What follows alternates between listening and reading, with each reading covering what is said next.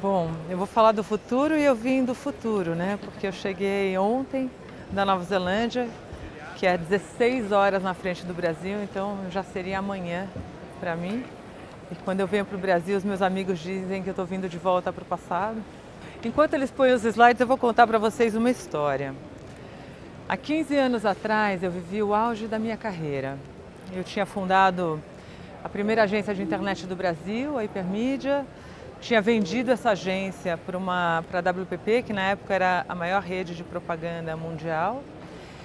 E eu cuidava da operação de internet da Ogilvy na América Latina, uma operação de 250 pessoas em 5 países. E eu me via criando o futuro, e isso me movia. E eu viajava muito e era muito feliz naquela época. Até que um dia eu fiquei grávida da minha primeira filha e logo depois dessa gravidez, olha, já voltou. O meu marido teve um diagnóstico de um câncer e era um câncer que os médicos diziam que pela idade dele, que era muito jovem, ele teria só 2 anos de vida. E nós fomos em todos os médicos, fizemos uma série de exames e todos falavam a mesma coisa.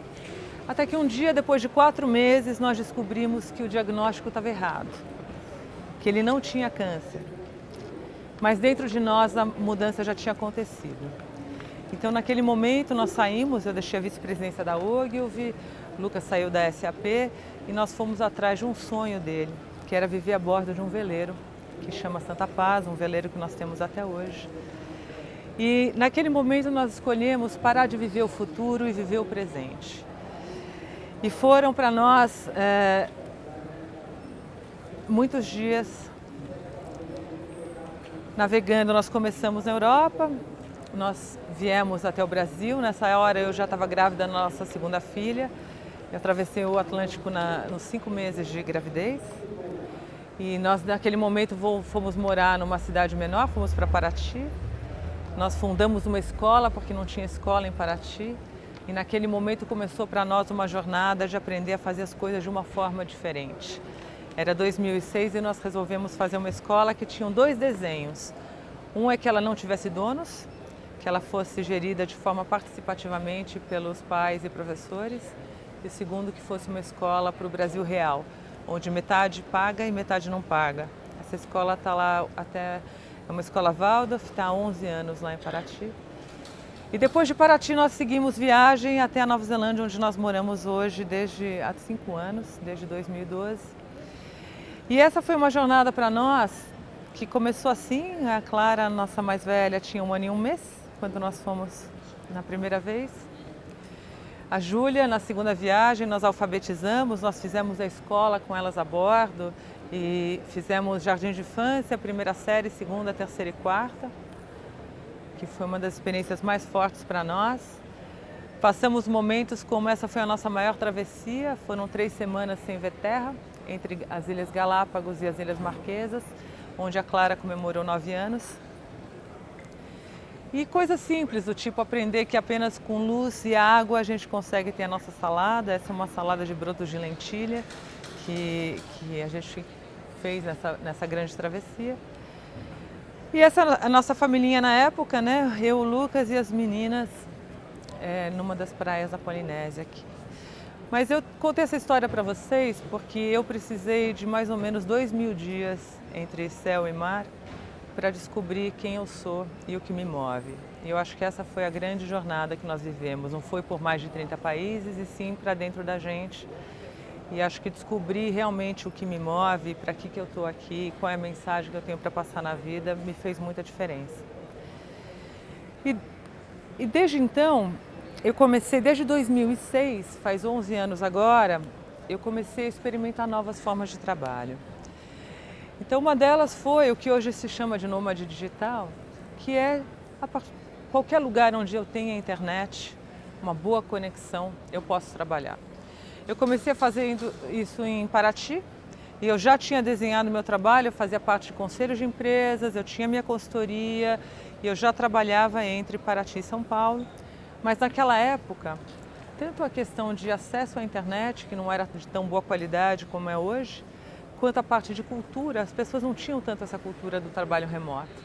Então Paraty e São Paulo para mim era longe e eu tinha que vir Tentei todas as combinações, eu vinha semana sim, semana não, a cada 2 semanas. A melhor combinação na época era 10 dias seguidos em São Paulo e 3 semanas em Paraty. Mas aí eu comecei a experimentar o que é trabalhar de qualquer lugar, desde que tenha internet. Eu comecei depois, quando cheguei na Nova Zelândia, 4 anos atrás. Não sei quantos de vocês conhecem uma empresa chamada Mesa e Cadeira. É uma das consultorias de inovação mais modernas hoje no Brasil e já tem em vários lugares do mundo, que simplesmente ela trabalha juntando times, resolvendo problemas grandes de empresas, juntando uma equipe da empresa, especialistas e fazedores, pode ser programadores, designers, redatores, videomakers, para durante uma semana chegarem a um protótipo da solução daquele problema. E eu comecei estruturando a operação da Mesa e Cadeira para ir para o mundo. E eu comecei a fazer isso da minha casa na Nova Zelândia e vindo a cada 3 meses para o Brasil. E aí eu comecei a perceber que era possível cuidar da operação de uma empresa muito ágil de inovação do outro lado do mundo. E aí eu percebi que hoje a Nova Zelândia está muito mais perto do Brasil do que Paraty estava em São Paulo em 2005, quando eu comecei a trabalhar remotamente.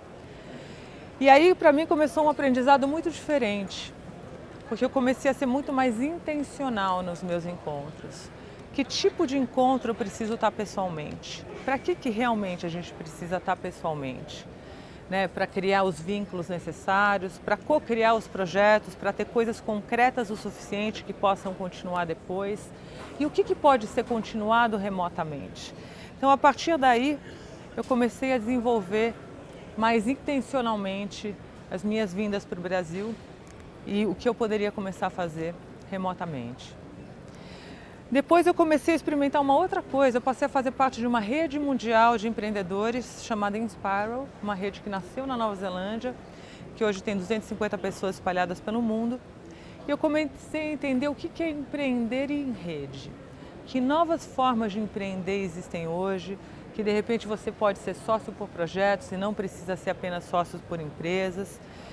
E lá, uma reunião na Inspiral é assim, essa é a nossa reunião dos membros, os grupos que são os acionistas da rede, da qual eu faço parte.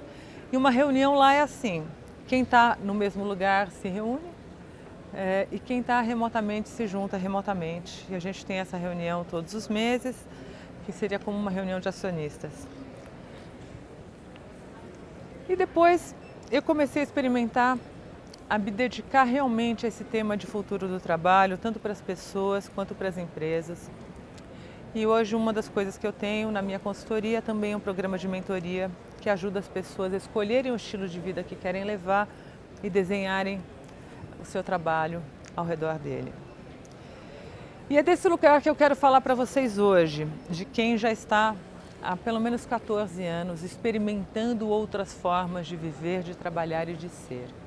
Então, muito do que eu vou falar para vocês hoje é o que eu já vivo, é a partir da experiência que eu já tenho e é um pouco do que eu estou vendo acontecer, principalmente nessa área do trabalho. E a gente vive hoje um momento assim muito singular. Mário trouxe já bastante esse tema hoje antes do almoço. Mas a gente vive um movimento muito singular. Por um lado, a gente tem não só uma nova geração, mas a gente tem hoje todas as pessoas procurando mais significado no que elas fazem e na forma como vivem. Então a busca por sentido é uma coisa já muito real, diziam que era coisa dos milênios, hoje já é de todos.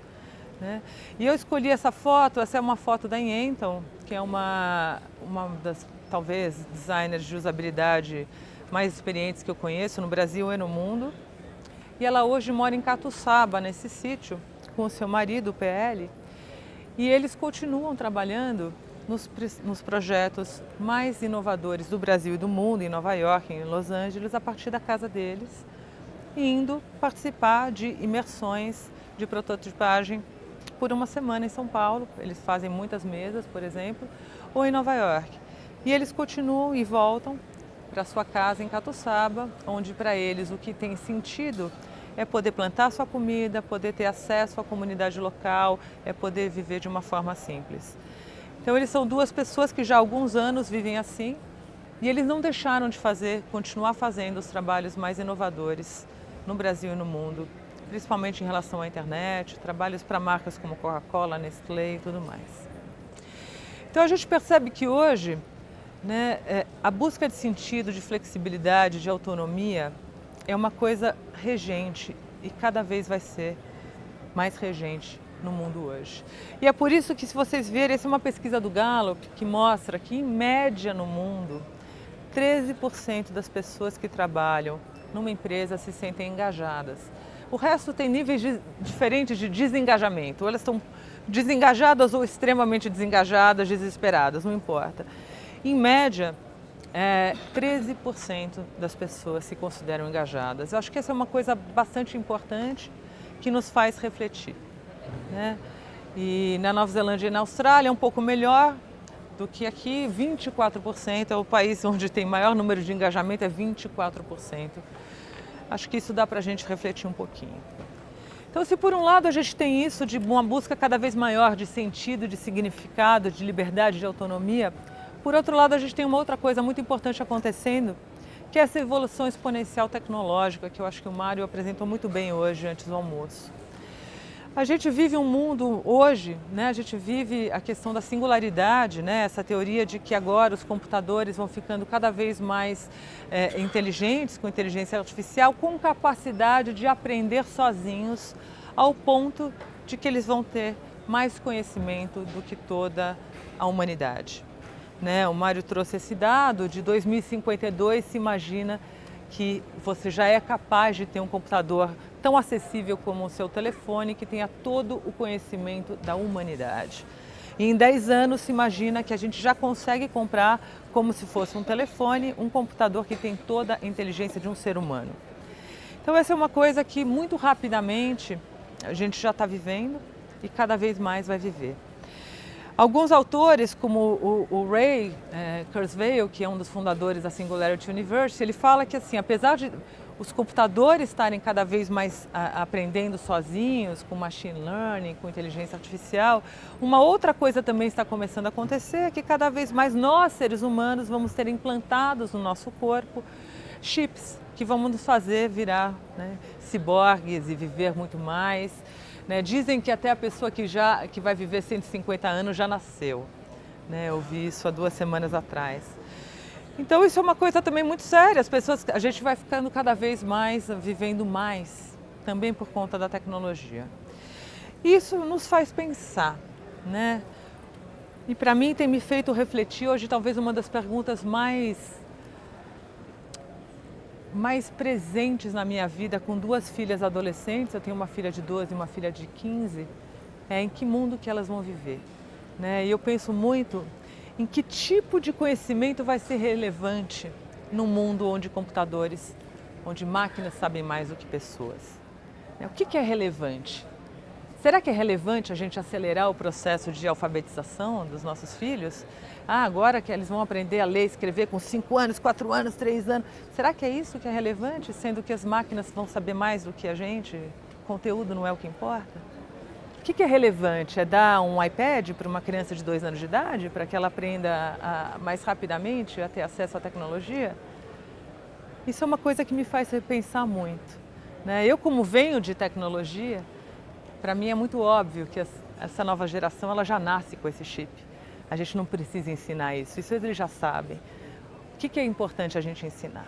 Eu acho que é todas as outras coisas que não são somente conteúdo e tecnologia, porque isso as máquinas já sabem e saberão cada vez mais.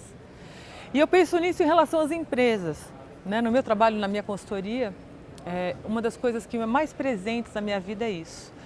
Como que a gente deve desenhar as empresas nesse contexto, onde máquinas sabem mais do que pessoas? Porque a maneira como a gente desenha as empresas hoje são para tipos de trabalho que vão existir cada vez menos no futuro. Isso é uma coisa muito séria. O que é importante? A performance? O que é importante? Então eu queria trazer essa reflexão para vocês. E isso não é só uma coisa de futuro, né? A gente já vê hoje essas mudanças acontecendo. E no meu ponto de vista, o que a gente precisa é de uma revolução exponencial nas relações humanas. Né? Tecnologia, isso vai evoluir, já está evoluindo. Agora, como que a gente faz o uso dessa tecnologia ser para construir um futuro desejável, para construir um futuro que a gente queira viver, que a gente acha que a gente queira que os nossos filhos vivam. E para mim, isso passa por uma revolução exponencial nas relações humanas. E isso é uma coisa muito séria que a gente tem que começar hoje, a fazer isso nos ambientes de trabalho. Né? E falar um pouquinho do que eu já tenho visto hoje, né? Trabalhando com empresas em vários lugares do mundo, o que nós já temos visto acontecer. Né? A gente percebe claramente que a gente vive uma época de mudança de paradigmas. Então, cada vez mais, todo mundo aqui só fala em propósito, né? A gente vê claramente um movimento de que não importa apenas o resultado financeiro, importa, né, refletir sobre por que a minha empresa existe. Se a minha empresa deixar de existir, o que vai ter mudado no mundo, né? Isso cada vez mais já é realidade. A gente percebe que estruturas de comando e controle cada vez mais viram estruturas de liderança distribuída. E por que isso? Porque é que a gente vive num mundo onde tudo muda o tempo todo. A gente vive problemas de um grau de complexidade que a gente jamais viu. É muito difícil de uma pessoa só ter resposta para todas as questões que estão acontecendo no mundo. A gente precisa de sistemas cada vez mais distribuídos para que cada vez mais pessoas possam estar colaborando e ajudando a solucionar essas questões. A gente percebe que o chefe cada vez mais vira um facilitador, vira um coach, né? Vira alguém que suporta e não apenas alguém que dá a direção. Mas é muito mais importante alguém que sabe fazer as perguntas certas do que alguém que diz, este é o caminho. A gente vê as regras todas sendo questionadas e dando espaço para a liberdade e confiança. Empresas que hoje estão cheias de regra e que não confiam, não têm um ambiente de confiança, são empresas que terão menos chances de sucesso daqui para frente. A gente percebe claramente que o planejamento está sendo revisto. Né? É muito mais importante agora, visão de futuro é muito importante, mas não um futuro determinado, um futuro enquanto um norte, enquanto um caminho que abre espaço para experimentação, para adaptação, para aprendizados. A gente percebe que a cultura de erro, de certo e errado, abre espaço para aprendizado contínuo. Isso é muito comum hoje nas startups. Quando uma empresa não dá certo, isso vira composto, isso vira o alimento para que, puxa, eu já sei o que funciona ou não funciona para criar algo novo. E isso nas empresas cada vez passa a ser mais relevante. E por fim, a gente percebe que estruturas de propriedade intelectual, sigilo, só eu sei, abrem espaço para transparência radical. E as empresas que são mais abertas e mais transparentes são empresas que têm tido grau de sucesso maior e cada vez mais. Então esses são novos valores que a gente observa em diferentes estágios, em diferentes países, em diferentes setores. Mas esses são valores emergentes que a gente já vê hoje. Esse é um novo paradigma que a gente já vê hoje em todos os tipos de empresas. Algumas combinam mais esses elementos, outros. Não existe uma única receita, mas essa é uma tendência que a gente tem visto consistentemente em vários países do mundo. E como que a gente navega esse novo paradigma hoje? Né? Como é que a gente se prepara para desenhar essa estrutura, a organização para que o trabalho do futuro aconteça? Eu estou menos preocupada em dizer para vocês, poxa, essas profissões vão existir, essas profissões vão deixar de existir. Eu acho muito mais relevante gerar reflexão de como que a gente tem que desenhar na minha organização hoje para que o tipo de trabalho que vai existir possa surgir, né? Para que esse trabalho do futuro aconteça. E a gente percebe existem algumas áreas muito claras, né, de tendências de como que a gente organiza e desenha uma organização. Algumas são relacionadas... Opa! Passei. Algumas são relacionadas à cultura, algumas são relacionadas à liderança.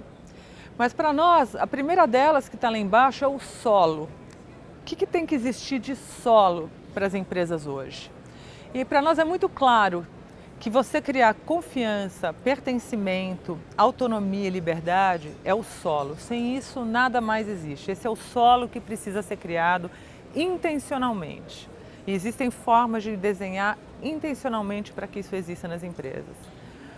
Outros elementos, aqui à direita, são os elementos de cultura, né? Então, cultura hoje numa empresa precisa ser cada vez mais participativa, cultura de experimentação e de aprendizado contínuo.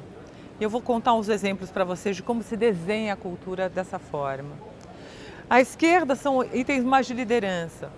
Então, um líder que inspira e que apoia, né? Um líder que distribui o trabalho entre times e entre pessoas e que compartilha tudo com transparência radical. E em cima, por fim, a gente tem a questão de comunidade, de como que eu me conecto com outros parceiros, outras empresas. Porque hoje em dia, cada vez mais, é mais difícil que uma única empresa tenha todas as soluções. Então, cada vez mais, a gente tem que se ligar em rede, inclusive com concorrentes. Essa relação de quem é concorrente, quem é parceiro, hoje em dia está sendo revista. Como que a gente se junta com o maior número possível de pessoas para conseguir juntos solucionar os problemas. E eu vou contar agora uns 2 exemplos para vocês que ilustram um pouco esse frame de trabalho que a gente observa nas empresas hoje. Um deles é sobre propósito, porque propósito para nós é o centro, né? Aquele desenho tinha o centro dele como propósito. Eu escolhi a história de 2 líderes brasileiros para ilustrar para vocês propósito. Um deles é o Jorge da Mercur, uma pessoa que eu admiro bastante. E ele diz uma coisa com muita naturalidade. Ele é o acionista, a 3ª geração de acionistas da Mercur, uma empresa da indústria de borrachas, 800 funcionários do sul do Brasil. E o Jorge, ele foi perguntado há cerca de 10 anos atrás, fizeram para ele essa pergunta, né? Se a sua empresa deixasse de existir, o que mudaria no mundo hoje? E ele ficou muito incomodado, que ele não tinha resposta para essa pergunta.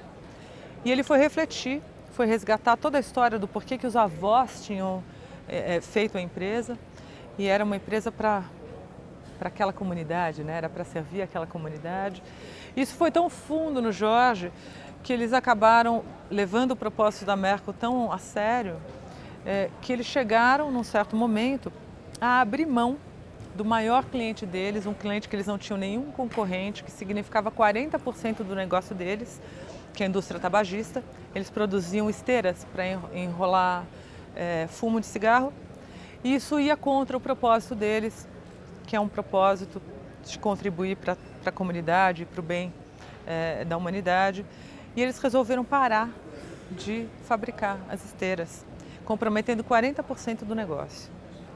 Esse, para mim, é um exemplo de quem realmente leva propósito muito a sério, não apenas um propósito que está na parede, mas um propósito norteador. E é esse tipo de propósito que a gente está falando que cada vez vai ser mais relevante. E o Jorge ainda chegou mais além. Ele percebeu que para as pessoas poderem realmente vivenciar esse propósito no seu dia a dia, que ele precisava mudar o modelo de gestão. E ele passou a ter uma gestão mais horizontal. E ele hoje até abriu mão do seu cargo de presidente, do que é que seja, ele se coloca como um facilitador do processo de transformação da Mercur. E ele tem essa visão muito clara de que sucesso é poder ser quem eu sou e cada empresa ser quem é, na sua essência, sem querer se espelhar nos outros. Né? Um exemplo que eu acho que ilustra bem o propósito no centro. E o segundo exemplo que eu queria contar para vocês é o exemplo do Mário, né, que não só me convidou para estar aqui hoje, mas é uma pessoa que me ensina muito e que me inspira muito mesmo. E o Mário, conforme a gente foi trabalhando esse ano, faz um ano que a gente está trabalhando junto, e a gente começou um projeto junto de aumentar a compreensão, interiorização e vivência do propósito da Vagas. E ao longo do processo ele falou essa frase que me marcou muito. Propósito a gente não escolhe. A gente colhe quando ele está maduro, na altura da mão, né? E hoje, para quem estava aqui hoje ouvindo a palestra dele, ele contou, né, o quanto para ele o propósito estava claro desde quando ele fundou a Vagas, né, há 18 anos atrás. E eu acho que é relevante falar sobre isso, porque hoje, conforme a gente vai falando de propósito, a gente percebe quantos processos de propósito são construídos, né? São construídos por uma agência de propaganda, são propósitos para colar na parede. Eu queria trazer a reflexão para vocês, porque acho que as empresas que vão sobreviver daqui para frente, elas têm que ter um propósito internalizado, um propósito muito mais, que realmente seja um propósito que faça sentido, e não só um propósito que seja bonito de ser falado. Eu vou mostrar para vocês, contar rapidinho como é que foi essa história do propósito na Vagas, que eu tive o orgulho de participar durante esse ano, desse processo. E o propósito da Vagas, ele também está na parede, e hoje está muito claro e comunicado para os funcionários todos, que é contribuir para um mundo em que as empresas escolhem melhores pessoas e as pessoas escolhem melhores as empresas. Mas naquele momento a gente percebeu que não era só uma coisa para ser comunicada e estar na parede. E a gente se fez a pergunta, como que a gente pode realmente interiorizar e vivenciar esse propósito? E aí nós desenhamos um processo chamado, desenhamos rituais de propósito. Então foi muito bacana porque nós desenhamos especificamente os encontros desses rituais para esse fim. E foram momentos onde as pessoas puderam ter contato com o seu propósito individual e com o propósito coletivo. E gerar reflexões. E nesse processo foi muito importante desenhar um modelo onde as pessoas se sentissem seguras, que tivessem um espaço seguro para essa reflexão. Muitas pessoas, acho que vocês devem viver isso na vida, nem todo mundo tem clareza do seu propósito individual, até porque isso muda ao longo do tempo na vida também. Então, como é que você permite, às vezes, que uma pessoa tenha contato pela primeira vez com essa reflexão, ou quem já refletiu, revisite? Isso tudo exige um ambiente seguro, um processo desenhado para isso. E foi muito bacana ver, porque esses rituais de propósito terminaram há 2 semanas atrás, hoje 100% da Vagas participou dele. E eu fiquei, para mim é um momento de muita felicidade, porque nós começamos criando um grupo de 10 guardiões, nós escolhemos 10 líderes para serem os guardiões do propósito e da cultura da Vagas, e começamos o trabalho com este grupo, e este grupo agora replicou esse processo com a Vagas como um todo. Então, há 2 semanas atrás terminou a turma número 17 e 100% dos colaboradores participaram desses rituais. E foram momentos assim muito bacanas, que nós desenhamos especificamente. Como que a gente cria pertencimento, como é que a gente cria espaço seguro, como é que a gente cria uma reflexão e uma vivência de propósito. Coisas como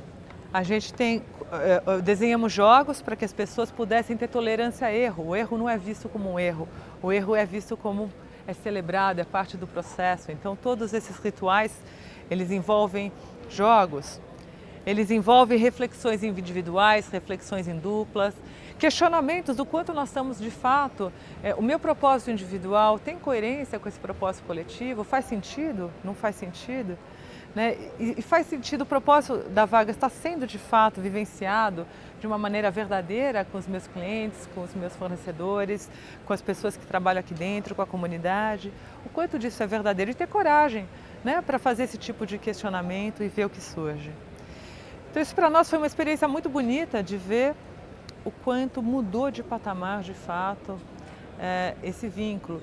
E eu acho que isso é relevante porque às vezes a gente passa por momentos, e cada vez mais vamos passar por momentos complexos no ambiente de negócios. E passamos por vários na Vagas nesse processo, momentos muito difíceis. E onde, quando o propósito ele é muito claro, a gente entende que os momentos difíceis fazem parte do caminho, mas eu estou indo para aquele lugar e aquele lugar faz sentido para mim. Então eu acho que um propósito vivenciado realmente é uma coisa que faz muita diferença. Outro exemplo que eu queria contar para vocês, falando ainda de propósito, é um projeto que eu faço parte na Nova Zelândia, que é um projeto que escolheu um propósito para um país.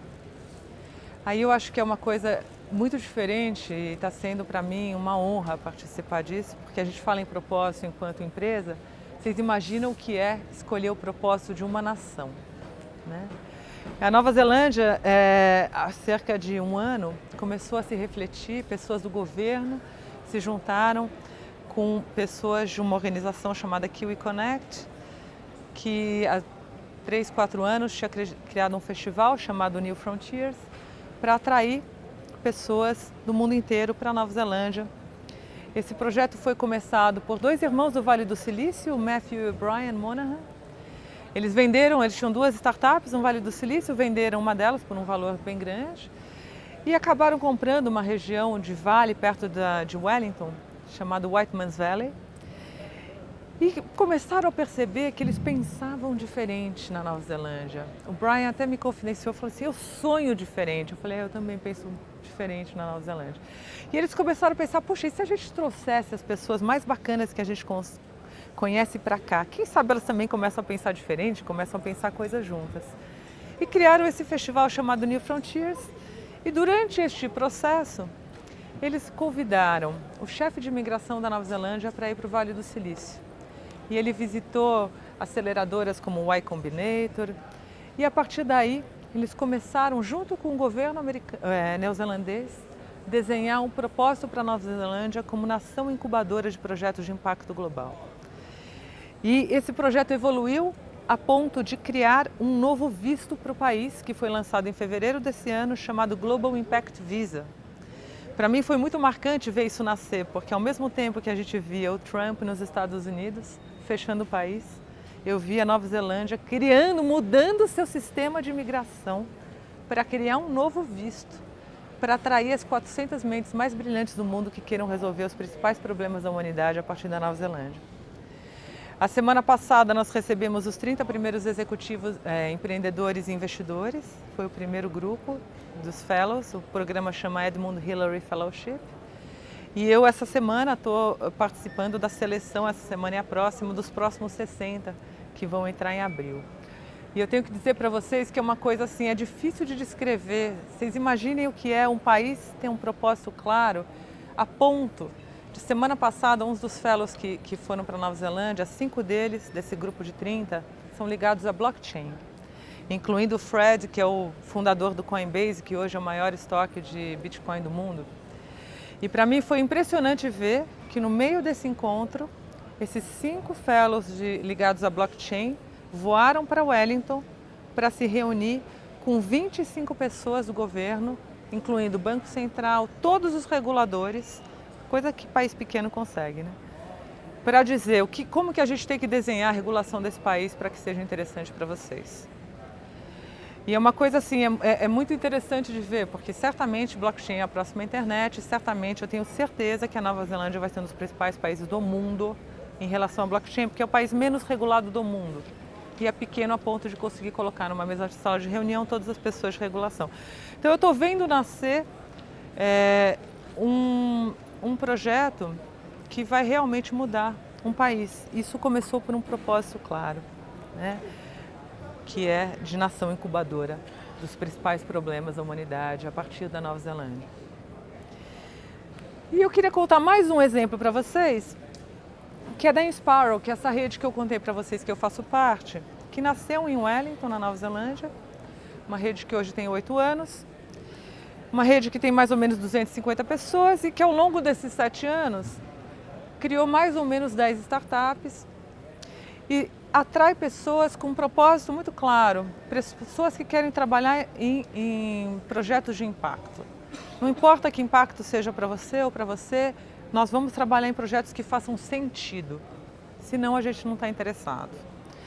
E começou fazendo, vou dar alguns exemplos das startups que existem. Uma é um bootcamp de tecnologia de 3 meses, chamado Dev Academy, que existe em Wellington e em Auckland, para ensinar programação para as pessoas que não são programadores, né? Faz isso em 3 meses, ensinando não apenas, né, o pensamento do programador, como que você constrói e desconstrói realidades, como é que você faz isso junto com yoga, junto com uma série de coisas para que você também tenha, né, os componentes humanos.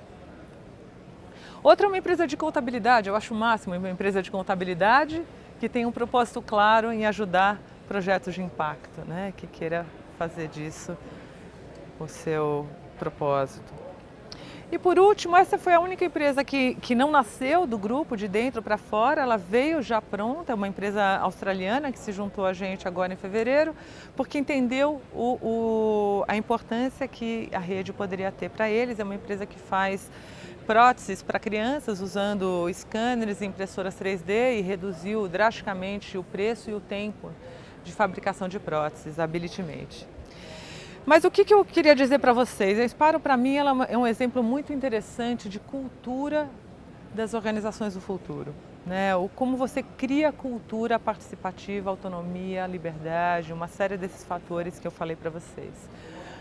E ela faz isso de algumas formas. A primeira delas foi, essa é uma empresa que existe, chama Lumio, que existe há 6 anos e que nasceu de ativistas do movimento Occupy, acho que vocês, né, que ocuparam as ruas de Nova York, de vários lugares do mundo.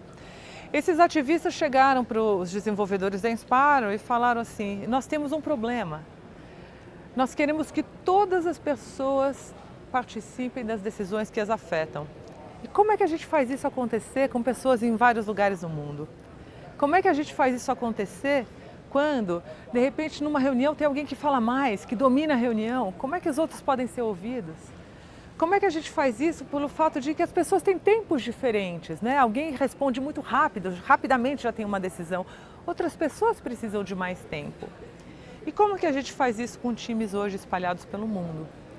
E daí nasceu o Lumio, que é uma ferramenta de tomada de decisão participativa, que existe para celular, para desktop. Há 6 anos é usado por mais ou menos 93 mil grupos no mundo hoje. Essa é a versão para desktop. E no Lumio você pode fazer várias coisas. Você pode colocar uma ideia, pode debater uma ideia. Quando essa ideia está madura, ela é votada. Ela pode, enfim, registrar todo o processo decisório, uma série de coisas, mas que mostra também que não é só a tecnologia que resolve, porque esse processo também precisa ser facilitado pessoalmente e facilitado online, né? Simplesmente tem mais tecnologia para que isso aconteça, mas não deixa de ser, a tecnologia não substitui o processo humano, mas ela nos ajuda muito. Um outro exemplo que eu queria mostrar para vocês é uma outra ferramenta que nasceu na Inspire, também fruto da nossa necessidade, que era cada pessoa que se junta à rede paga uma contribuição. E o que a gente faz com essa contribuição? Metade vai para pagar as operações, tudo bem, mas a outra metade vai para financiar projetos que a comunidade acha que faz sentido. E aí como é que faz? Essa é uma comunidade que não quer ter hierarquia, que não quer ter chefes. E quem que decide para onde vão esse dinheiro, para que tipo de projetos vai ser, a gente vai aplicar?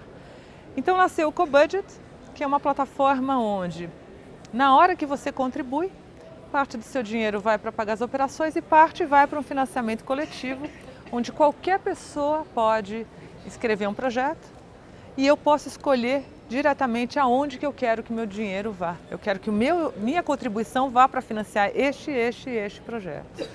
Isso também tem criado uma cultura participativa muito grande para a gente. Está virando uma nova empresa agora, chamada Greater Than. E essa é a versão para desktop, enfim. Você tem todos os tipos de projetos aí, você vê quanto dinheiro tem e aonde que você quer investir. E mais últimos 2 exemplos em relação a como criar cultura participativa. Um outro problema que nós tivemos no ano passado foi como é que a gente dá suporte para as pessoas numa estrutura que não tem hierarquia, uma estrutura que não tem chefes e gerentes. Né? Muito bacana não ter chefe e gerente, mas quem vai cuidar das pessoas? Porque o fato de não ter cargo não significa que essas funções não sejam necessárias. Né? Então, para nós, começou um processo de reflexão sobre esse tema. Né? Nós fizemos um retiro para estudar esse assunto e começamos a experimentar um sistema de suporte distribuído, um suporte peer-to-peer. No nosso caso, a gente chamou de stewardship, aqui no Brasil a gente está chamando de suporte distribuído. E ele veio de uma constatação muito simples. Né? Em sistemas cada vez mais distribuídos, é impossível você centralizar o suporte. Fica cada vez mais difícil. Com pessoas que têm autonomia, tudo mais, como é que você dá suporte? Então a gente criou um processo onde cada pessoa, uma vez por mês, eu sou o guardião de uma pessoa e ele é o guardião do outra. E assim a gente tem todos os meses alguém, eu sei que durante 1 hora, alguém vai estar me escutando para saber o que eu preciso para fazer melhor o meu trabalho. E durante 1 hora eu vou estar escutando uma outra pessoa sobre esse tema. E por fim, uma coisa que para nós é muito importante em termos de criar cultura, são os encontros fora do escritório, retiros. Nós temos o nosso ritmo de encontros presenciais, ele é de 2 retiros por ano.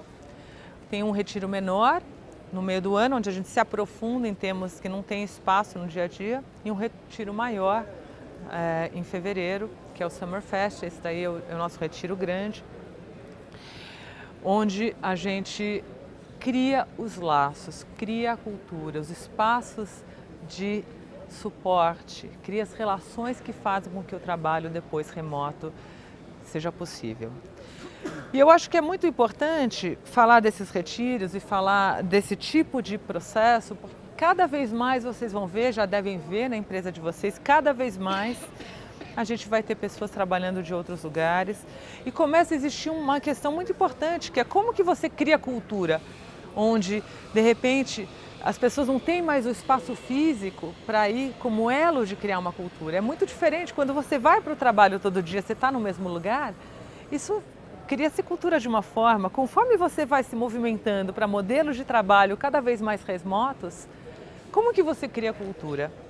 Né? A gente já vive isso há 7 anos e a gente sabe a importância dos retiros e dos encontros fora do escritório para criar cultura. Para nós, assim, é o nosso ritmo de batida do coração.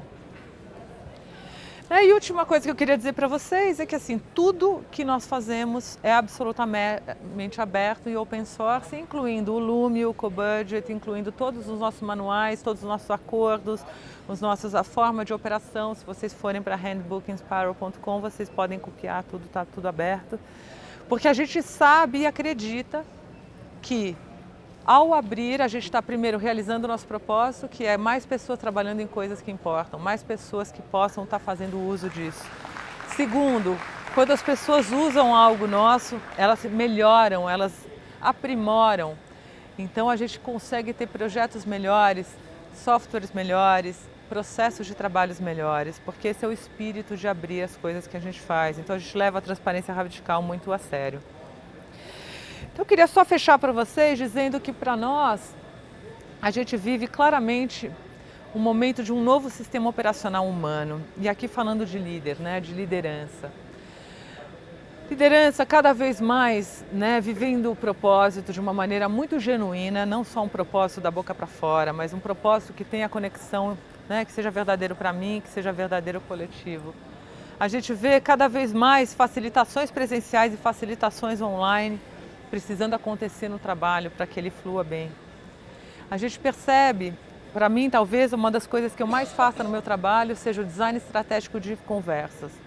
Né? Ter muito claro para que esse encontro hoje, o que eu quero criar nesse encontro hoje, como que eu vou desenhar esse encontro.